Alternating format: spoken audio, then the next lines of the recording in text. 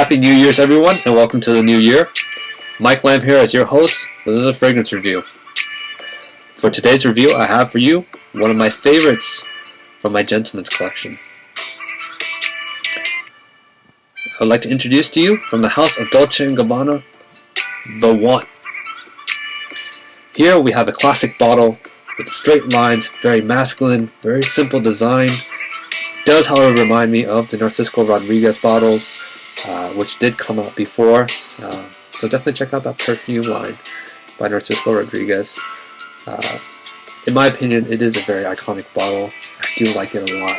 The cap looks like it's made of wood, however, it is a plastic cap with metallic coating. A little bit about this fragrance. It was launched back in 2008. As of this video, 2016, it is 8 years old. It's available for purchase in 1 ounce, 1.7, the 3.4, and the big bottle itself in 5 ounces.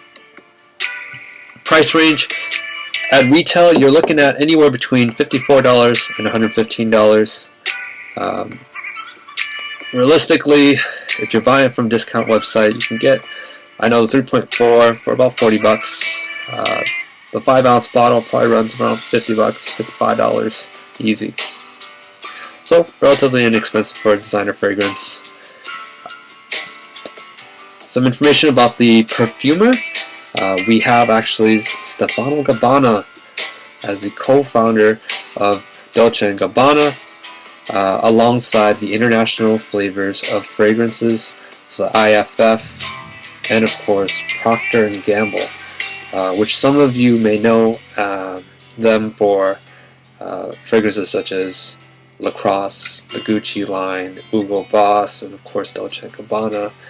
They are a huge company, a huge and very historic company that make a lot of goods internationally.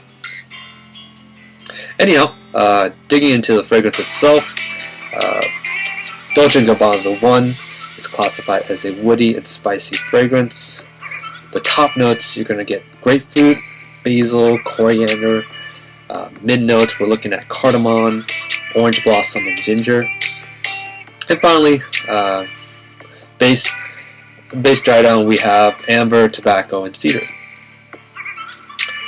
My first impressions of this fragrance is I get more of a dried fruit smell, and I think that's, of course, probably from the grapefruit. Tobacco, definitely also in the top notes. I do smell that, which quickly dries down within a few minutes to a nice and light vanilla, which I suspect is sourced from the refined amber. So probably a little bit of benzoin in it, perhaps, but just a hunch. What I do notice about this fragrance specifically is that the cardamom, that spice, is definitely the backbone of this fragrance that allows it to project and allows it to just this aura to it. And it's quite wonderful. So definitely check it out. If you didn't know, cardamom is the third most expensive spice in the world by ounce, right behind saffron being number 1 and vanilla. In terms of application, I would say anywhere from 2 to 3 sprays. A quick review of this fragrance. Sillage, I would say 5 out of 10. Longevity, we're looking at a solid, for me anyways, with 2 to 3 sprays, 5 hours. I like to spray it specifically on the back of my neck, right by my collar, so I get a little bit on the collar, a little bit on the skin.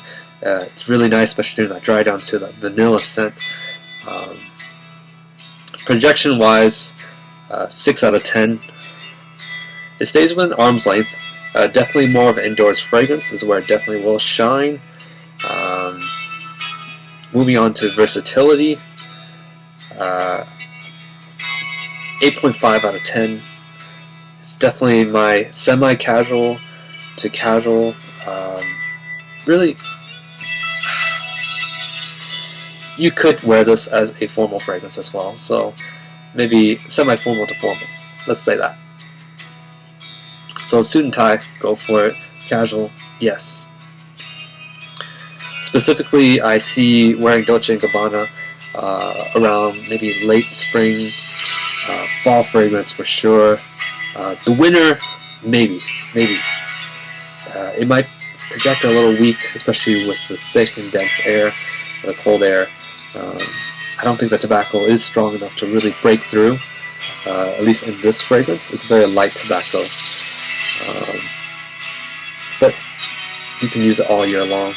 Really, you guys, it's really up to you. Smell it, see how it sits on your skin. I use it mostly for the nighttime. As for the scent, I rate this 9 out of 10. It's a great compliment getter. It's unique. The ladies love it. Great addition to anyone's collection. I personally think it's a very pleasant scent. It does have a special place in my heart, Dolce Gabbana The One. Lastly, presentation. Have the box here. Very simple. Have a little seal at the top with Dolce & Gabbana. I enjoy this bottle a lot, I really do, and it sits really well on the shelf. I enjoyed using it, and it looks like a timeless classic, for sure. Not to mention the smell as well. Overall, I would say, based on my grading rubric, 7.5 out of 10, but to be honest with you guys, my opinion, it really is a 9 out of 10. The only thing I would say and caution people that are thinking about buying it is be aware that projection is not that great. It's definitely a close to your skin scent after the first hour or so. In those intimate settings, this definitely does shine. Longevity you're looking at, yeah, with the 2 to 3 sprays, for me anyways, 5 hours. Silage, it's alright. For age group, I would recommend anyone who carries himself as a mature individual, perhaps 20 and above. If you already have a missus by your side and you're looking to seal the deal, this is the fragrance for you. Style, I would say definitely classy and fit for a gentleman. Reasons to try this fragrance. It's relatively inexpensive for a designer fragrance. If you like the vanilla vibe, definitely try this out. It has a hint of vanilla in there. That's just enough. It's not too sweet. If you dress in a suit or more of a casual connoisseur, this is you. If you're married and you want to make the missus happy, give this a go. Definitely, I would say, is a must-try for those who are collecting fragrances. Dolce & Gabbana The One. With that said, this concludes my review. As always, leave comments, questions, and concerns about the fragrance below. I would love to hear what you have to say and your experiences with Dolce & Gabbana The One. Thanks again for watching, guys. Mike Lamb, signing out.